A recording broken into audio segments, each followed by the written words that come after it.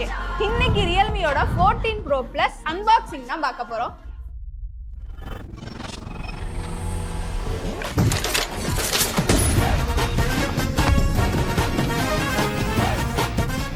எப்பயும் போல எல்லோ கலர்ல ஒரு பாக்ஸுக்குள்ள போனு, அதுக்கு ஒரு கேஸ், ஒரு அடாப்டர், அதுக்கு ஒரு கேபிள், சிம் எஜெக்டருக்கு பேப்பர், அவ்வளவுதான். ஆனா இந்த மாதிரி பெரிய டிஸ்பிளே போனெல்லாம் வந்து கையில புடிச்சு பாக்குறப்போ எப்பயுமே வந்து அன்கம்ஃபர்டபுளா இருக்கும் எனக்கு. ஏன்னா வந்து விழுந்துருமோ அந்த மாதிரி ஒரு ஃபீலே இருக்கும். பட் இதுல வந்து இந்த லெதர் ஃபினிஷ் கொடுத்துருக்கேன்னு சொல்றாங்க. அதனாலே என்னன்னு தெரியல, எனக்கு வந்து ஒரு பிடிக்கிறதுக்கு வந்து கொஞ்சம் போன் வந்து கிரிப்பா ஃபீல் ஆகுது. எனக்கு இதோட ஃபீல் வந்து நம்ம ஸ்கூல்லாம் போறப்போ ஒரு எரேசர் யூஸ் பண்ணுவோம்ல, அதோட டெக்ஸ்சர் எப்படி இருக்கும் அந்த மாதிரி தான் இந்த டெக்ஸ்சர் வந்து எனக்கு ஃபீல் ஆகுது. இதோட கலர் வந்து நமக்கு இது வந்து கிரே கலர் வச்சிருக்காங்க. ஓகேவா, இதோட இன்னும் 2 கலர் இருக்கு. ஒன்னு பர்பிள், இன்னொன்னு ஒயிட்.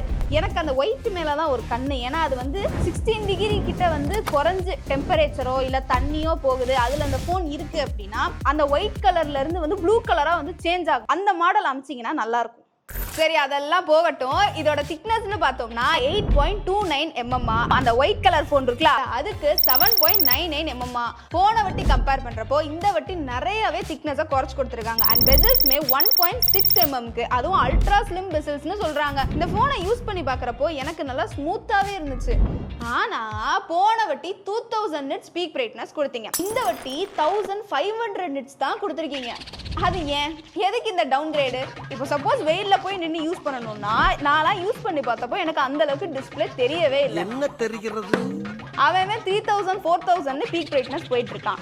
முன்னாடி கொடுத்தது 2000. இந்த வட்டி அதை எதுக்கு குறைச்சு கொடுக்கணும்? சரி ஓகே, இந்த வட்டியும் விட்டுறலாம். டிஸ்பிளேக்கு 6.82 inchல 1.5K ரெசல்யூஷன் கொடுத்துருக்காங்களாம். அது போக ஃபர்ஸ்ட் டைமா குவாட் கர்வ்டு டிஸ்பிளே கொடுத்துருக்கேன்றாங்க. கர்வ் டிஸ்பிளேனா வந்து நிக்க கூடாது.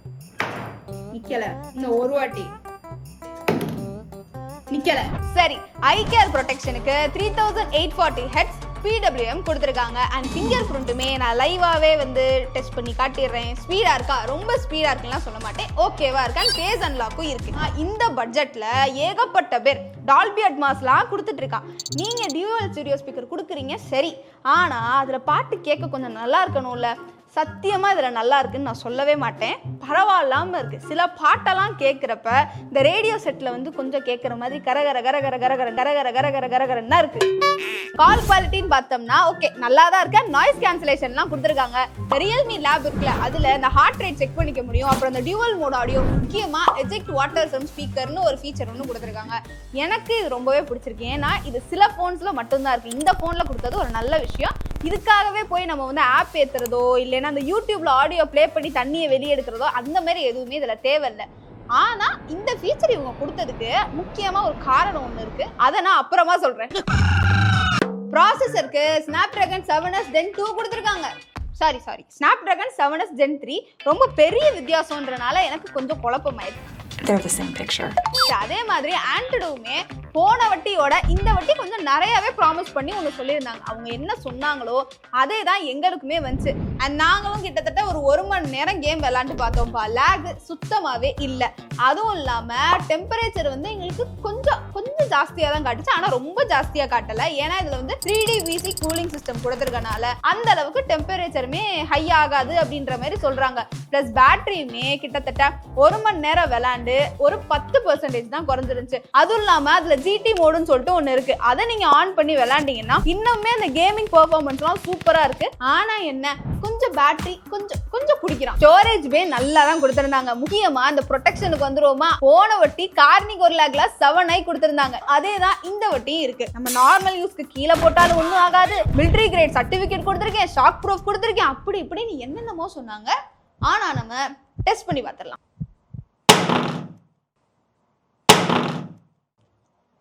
ஒண்ணுமே ஆகல. இங்க நான் எடுத்து கூட ஒண்ணுமே ஆகல, பரவாயில்ல, நல்லா தான் கொடுத்துருக்காங்க. அதே மாதிரி ஐபி ரேட்டிங் போன வட்டி 65 கொடுத்துருந்தாங்களா, இந்த வட்டி 66 68 69 மொத்தமா 3 இது கொடுத்துருக்காங்க. நாங்களுமே தண்ணியில எல்லாம் போட்டு எங்கனால முடிஞ்ச வரைக்கும் டெஸ்ட் பண்ணி பார்த்த வரைக்கும் போன் நல்லாவே ஒர்க் ஆகுது. ஆனா நீங்க அந்த மாதிரி எதுவுமே பண்ணாதீங்க. ஏன்னா என்னதான் வந்து பிராண்ட்ஸ் வந்து 69 இருக்கிறதுலே ஹையரான ஐபி ரேட்டிங் கொடுத்தாலும் தண்ணினால உங்க போன் டேமேஜ் ஆச்சுன்னா பிராண்ட் பொறுப்பேத்துக்காதுன்னு சொல்லிட்டு எல்லா பிராண்ட்ஸுமே சொல்லியிருப்பாங்க. அதை புரிஞ்சுக்கோங்க. இப்போதான் முக்கியமான தருணம். ஒருவேளை நீங்க கேமராக்காக 13 Pro Plus நான் யூஸ் பண்றேன், 14 மாற ஆசைப்படுறேன் அப்படின்னா வேண்டாம்.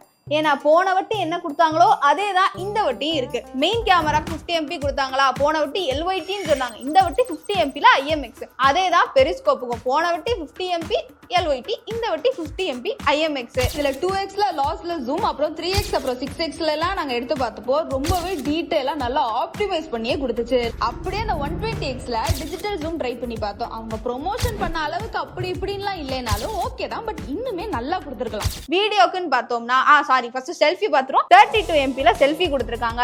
வீடியோக்கு 4K 30 FPS வரைக்கும் எடுத்துக்க முடியும், 1080 60 FPS வரைக்கும் எடுத்துக்க முடியும். ஃப்ரண்ட்ல 4K 30 FPS 1080 30 FPS மட்டும் தான். அண்ட் ஸ்லோமோக்கு 1080 120 FPS 720 ல 240 FPS வரைக்கும் எடுத்துக்க முடியுமா. மெயின் கேமரா சாம்பிள்ஸ்லாம் நீங்களும் பாருங்க, எனக்கு ரொம்பவே பிடிச்சிருந்துச்சு. ஏன்னா நம்ம ஸ்கின் டோன் என்ன, நம்ம என்ன ட்ரெஸ் போட்டிருக்கோம் அதை அப்படியே கொடுத்துச்சு. மித்த பிராண்ட் மாதிரி வந்து உன்னோட சரௌண்டிங் உன் ட்ரெஸ் கலர்லாம் மாத்தி ஓவர் சேச்சுரேட் பண்ணி காட்டாம என்ன இருக்கோ அதை கரெக்டா காட்டுச்சு. பெரிஸ்கோப்போடதும் சரி செல்ஃபியோடதும் சரி சூப்பரா ஆப்டிமைஸ் பண்ணி எனக்கு ரொம்ப பிடிச்சிருந்துச்சு. அப்புறம் AI ஸ்னாப் மோட்னு ஒன்று கொடுத்துருக்காங்க. அது என்னன்னா, இப்போ நான் வந்து போட்டோ எடுக்கும் போது இப்படி ஆடிக்கிருக்கேன் அப்படின்னா அதை வந்து ஒழுங்கா போட்டோ எடுத்து அப்படியே ஆப்டிமைஸ் பண்ணி தரும்னு சொன்னாங்க.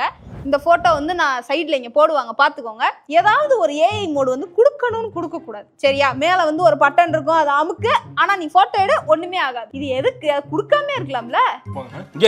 என்ன ஏதாவது ஒரு பாசிட்டிவா பேசணும்னு பார்த்தா அப்புறமா சொல்றேன் அப்படின்னு சொல்லி ஒன்னு சொன்னேன்ல, அது இதுக்குதான். ஏன்னா அண்டர் வாட்டர்னு சொல்லிட்டு ஒரு புதுசா ஒரு மோட் ஒன்று கொடுத்துருக்காங்க. இதுல 2 மீட்டர் வரை இந்த போனை எடுத்துட்டு போய் ஷூட் பண்ணிக்க முடியுமா, அது 30 நிமிஷத்துக்கு. ஆனா என்ன, நாங்க எப்பயும் போல வாரண்டி எல்லாம் கிளைம் பண்ண மாட்டோம் அப்படின்னு தெளிவா சொல்லிட்டு தப்பிச்சிட்டாங்க. நீங்களும் பார்த்து கவனமா யூஸ் பண்ணுங்க. முக்கியமான விஷயம் என்னன்னா, ட்ரிபிள் ஃபிளாஷ். போன வட்டி சிங்கிள் ஃபிளாஷா, இந்த வட்டி ட்ரிபிள் ஃபிளாஷ் கொடுத்துருக்கோம். அதுக்கான ரீசன் அவங்க சொன்னது என்னன்னா, இந்த பார்ட்டிக்கு போறோம், ஏதாவது ஃபங்க்ஷன் போறோம்னா, ஏதாவது இந்த டிஸ்கோ லைட்டு அந்த லைட் இந்த லைட்டு நம்ம ஸ்கின்ல படுது அப்படின்னா அந்த ஃபிளாஷை வந்து அட்ஜஸ்ட் பண்ணி நம்ம ஸ்கின் டோன் என்னவோ அதுலயே நம்மளால எடுத்துக்க முடியும்னு சொன்னாங்க. நாங்களும் சரி அப்படி இப்படின்னு அட்ஜஸ்ட் பண்ணி ஏகப்பட்ட போட்டோ எடுத்து பார்த்தோம். இந்த சைடு வந்து அந்த ஃபிளாஷ் ஆன் பண்ணதை காட்டுறோம், இந்த சைடு ஃபிளாஷ் இல்லாம எடுத்ததை காட்டுறோம். ஏதாவது டிஃபரன்ஸ் உங்களுக்கு தெரியுதா? தெரிஞ்சா சொல்லுங்க, ஏன்னா எங்களுக்கு எந்த டிஃபரன்ஸுமே தெரியல. லோ லைட்ல நல்லா இருக்கும் அப்படின்ற மாதிரி சொல்லியிருந்தாங்க, லோ லைட்ல ஓகே நல்லா தான் இருக்கும். அதே மாதிரி போன வட்டி பேட்டரி 5200 mAh, இந்த வட்டி 6000 mAh கொடுத்துருக்காங்க. பரவாயில்ல,